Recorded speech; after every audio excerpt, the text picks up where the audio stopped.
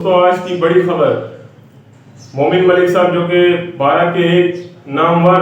पायानाज वकील हैं, जिन्होंने ये बताया कि गुलाम अहमद भाई अब बहुत जल्द भारत आ रहे हैं और उनको भारत आने से कोई भी नहीं रोक सकता। कि जिस तरीके से एपी सिंह गुलाम अहमद भाई के रास्ते में रोड़े अटकाने की कोशिश कर रहा है, वो बिल्कुल नाकाम रहेगा। दोस्तों, आज की इस रिपोर्ट में मैं आपको आज की 3 बड़ी अपडेट बताऊंगा, तो जानेंगे इस वीडियो में। अस्सलाम वालेकुम दोस्तों, उम्मीद करता हूँ आप सब खैरियत से होंगे और अपनी लाइफ बहुत अच्छी तरीके से एंजॉय कर रहे होंगे। तो दोस्तों, जैसा कि आप जानते हैं, गुलाम अहमद भाई और रीमा बहुत ही जल्द भारत जा रहे हैं, बल्कि इसी माह के अंदर गुलाम अहमद भाई और रीमा भारत जाएंगी। तो दोस्तों, एपी सिंह की तरफ से बहुत सारे रास्ते में रोड़े अटकाने की कोशिश की जा रही है कि किसी भी तरीके से गुलाम अहमद भाई को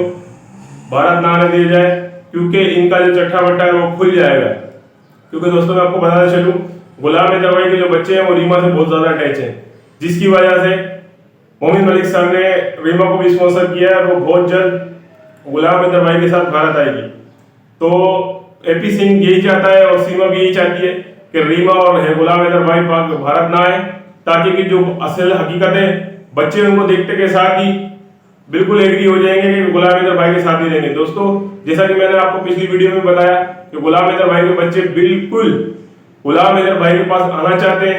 वो वहां पर बहुत परेशान है, क्योंकि दोस्तों उनको बार बार तंग करा जाता है, मारा जाता है, उस सीमा को खुद भी मारा जाता है, जिसकी वजह से बच्चे माइंडली तौर पर बहुत ज्यादा डिस्टर्ब है।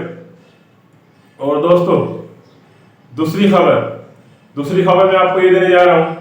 कि गुलाम अहमद भाई के बच्चों को बहुत ही जल्द गुलाम अहमद भाई से मिलवाया जाएगा। ये भी एक बिग अपडेट में आपको जो से कि एक मजलूम बाप 1 साल से अपने बच्चों से मिलने के लिए बिल्कुल परेशान, लाचार है, मजलूम है, वो किस तरीके से दर दर की टोकरे खा रहा है आप जानते हैं। दोस्तों, आपके भी घर में बच्चे होंगे, मेरे भी घर में बच्चे हैं, तो आप अंदाजा लगाएं हम लोगों के बच्चे जब एक कमरे से दूसरे कमरे में भी चले जाए तो हम लोग कितने परेशान हो जाते हैं। तो दोस्तों, उसके तो 4 बच्चे 1 साल से सुध हो रहे हैं, और इससे पहले तकरीबन 3.5 साल पहले गुलाम अहमद भाई यानी कि 1 साल यहाँ अभी जो यहाँ से लापता है, और उससे ही पहले 3.5 साल, तो जो शख्स 4.5 साल से अपने बच्चों से दूर हो, 3.5 साल तो उसने परदेश काटा। चले, उसको तो ये आशा था कि मेरे बच्चे खुश हैं, मैं यहाँ तकलीफ में जरूर हूँ मगर मेरे बच्चे खुश हैं। जो बच्चों की रोजी कमाने के लिए वो बाहर मुल्क गया था, सऊदी अरब गया था, तो वो इसी तकलीफ जो उसने काटी वो इसीलिए काटी कि उसके बच्चे तो खुशहाल रहेंगे। एक जान परेशान है, 5 जाने तो खुश हैं, जैसे कि सीमा और 3 बच्चे, सीमा और 4 बच्चे, तो वो इन 5 लोगों के लिए ही सऊदी अरब गया था। तो जो पीछे से देखे सीमा ने किस तरीके से उसका एतमाद को ठेस पहुंचाई और धोखा दिया, और जाकर गए कानूनी तरीके से भारत में जाके बैठ गई।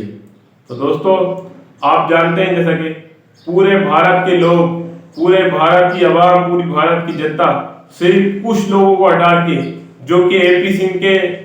चेले हैं, जो कि एपी सिंह की थिंकिंग के लोग हैं, जो कि एपी सिंह की सोच के लोग हैं, सिर्फ उनको हटा के तमाम हमारे गैरतमंद भाई बहन, खुसूसी तौर पर भारत के हमारे बहन और भाई,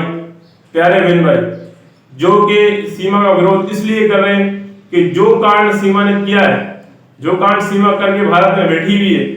और इस तरीके से टीआरपी ले रही है, चैनल्स को कवरिंग दे रही है, अपना चैनल चला रही है, तो वो एक वर्गुलिटी को प्रमोट कर रही है, अश्लीलता को बढ़ावा दे रही है। आने वाले वक्त में तमाम हमारे गैरतमंद बहन भाई इस सोच का शिकार है, क्या हमारी बच्चियां भी ऐसा करेंगी? क्योंकि जो कांड सीमा ने किया उसकी वजह से तमाम भारत के अंदर और पाकिस्तान के भी लोग बहुत परेशान हैं। मैं ये कहता हूं, जो नाम है सीमा, ये सीमा नाम आज की बात शायद कोई ना रखे। इस नाम को भी इसने इतना बदनाम किया सीमा, मेरे ख्याल से आज के बाद इस दुनिया में कोई सीमा नाम ही नहीं रखेगा कभी। सीमा ने इतना इस नाम को बदनाम किया। तो दोस्तों,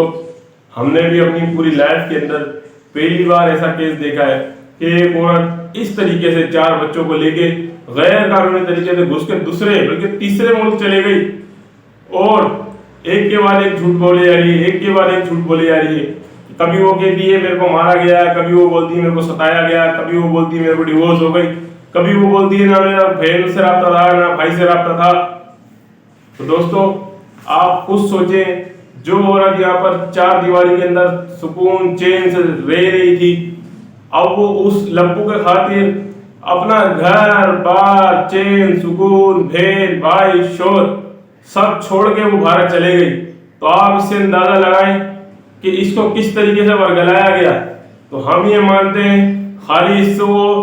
सचिन ने लप्पू ने नहीं वर्गलाया, सचिन चंडोली ने नहीं वर्गलाया, इसके पीछे और भी कुछ लोग हैं जो कि इस तरीके से जिनका यही काम नजर आता है कि वो औरतों को दूसरे मुल्कों से इस तरीके से वर्गला के फिसला के बहला के ले आते और उनको किसी और सरगर्मियों में लगाते, उनसे कोई गलत काम करवाते, उनसे कोई देशद्रोही का काम करवाते, उनसे जो मजहब काट खिलवाते, जिस तरीके से सीमा से करवाया जा रहा है। तो दोस्तों जिस तरीके से सीमा एक के बाद एक काट की जा रही है, उससे यही साबित होता है कि जो एपी सिंह चाह रहा है वही हो रहा है, क्योंकि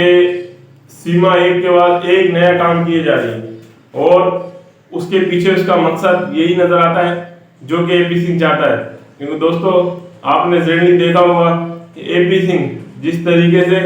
मोमिन मलिक साहब को निशाना बना रहा है और मोमिन मलिक साहब पर जो झूठे इल्जाम लगा रहा है और मोमिन मलिक साहब पर जो उसने आतंकवादी गतिविधियों में मिले जुड़े होने का हेमंत पराशर सर पर आतंकवादी जो है लोगों के साथ गठजोड़ करने का जो संगीन इल्जाम लगाया है। तो दोस्तों मैं ये समझता हूँ, मैं एक आम सा बंदा हूँ कि जितना बड़ा इल्जाम एपी सिंह ने मोमिन मलिक सर और हेमंत पराशर सर पे लगाया है, अगर वो इसको कोर्ट में साबित नहीं कर पाया तो आप सोच सकते हैं कि इसका क्या होगा।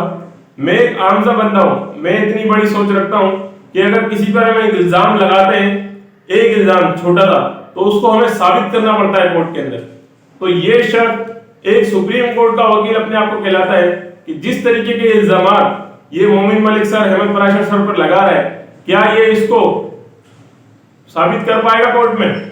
और अगर साबित नहीं कर पाया तो इसका क्या होगा, ये इसने सोचा नहीं। दोस्तों हम ये समझते हैं ये बिल्कुल ही जरूरत से ज्यादा बेवकूफ आदमी है कि जिस तरीके की ये बातें कर रहा है, इसने ये नहीं सोचा इसका रिजल्ट क्या होगा। तो दोस्तों आप खुद सोचें कि जब ये इतना बड़ा इल्जाम मोमिन मलिक सर पे लगा है, तो अगर ये इसको कोर्ट में सच साबित नहीं कर पाया तो क्या इसने ये सोचा इसके साथ क्या होगा। तो मोमिन मलिक सर ने दोस्तों एक आखिरी अपडेट आपको ये दे रहा हूं, बिग अपडेट। मोमिन मलिक सर ने ये जो इल्जाम इसने लगाया है इसके ऊपर मजीद 15 करोड़ रुपए का नोटिस भिजवाया है। अब दोस्तों इसको घर के बर्तन भी बेचने पड़ेंगे, ये जो इतनी बातें करता है ना, इसको घर के बर्तन भी बेचने पड़ेंगे, तब भी इसकी जान नहीं छूटेगी। क्योंकि मोमिन मलिक सर अब कह चुके हैं कि मैं इसको भी 2 साल की जेल कराऊंगा एपी सिंह को। दोस्तों मोमिन मलिक सर ने एपी सिंह को भी अब 2 साल की जेल करवाने का ठान लिया है और वो अभी करके ही दम लेंगे। तो दोस्तों उम्मीद करता हूँ आपको मेरी वीडियो पसंद आई होगी। तो दोस्तों मेरी वीडियो को लाइक शेयर सब्सक्राइब कीजिएगा और दोस्तों कमेंट लाजमी कीजिएगा, क्योंकि कमेंट में खुद पढ़ता हूँ देखता हूँ और हौसला अफजाई होती है। तो दोस्तों कमेंट लाजमी किया करें। Thank you. तो दोस्तों इस वीडियो से दीजिए यार, अल्लाह हाफिज़।